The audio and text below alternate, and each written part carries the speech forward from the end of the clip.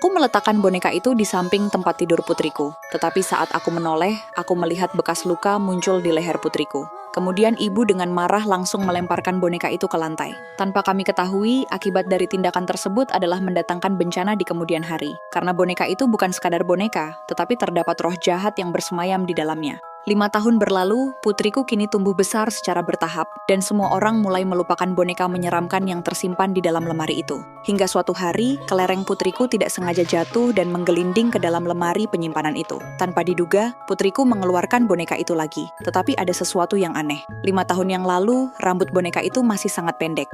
Sekarang, rambutnya telah tumbuh panjang memenuhi kepalanya. Yang lebih mengerikan lagi, kuku-kukunya telah tumbuh panjang. Setelahnya, aku melihat putriku bermain dengan boneka itu, dan dia tampak begitu bahagia. Jadi aku tidak terlalu memikirkan hal aneh yang terjadi pada boneka itu. Namun sejak hari itu, putriku mulai bertingkah tidak seperti biasanya. Dia sering membawa boneka itu kemanapun dia pergi. Suatu malam saat aku sedang tidur, tiba-tiba sesosok bayangan berjalan masuk ke dalam kamar. Aku merasakan sesuatu bergerak masuk ke tempat tidurku, dan hampir melompat karena ketakutan. Sejak kejadian itu, aku merasa ada yang tidak beres dengan boneka itu. Jadi saat putriku sedang di sekolah, aku segera memasukkan boneka itu ke dalam kantong sampah dan membuangnya ke bawah gundukan sampah. Namun ketika aku sampai di rumah, suara ketukan terdengar dari pintu. Aku berjalan menuju pintu dengan bingung dan melihat boneka itu entah bagaimana telah kembali ke rumah. Dengan emosi yang memuncak, aku langsung memukulinya dengan geram hingga aku kelelahan.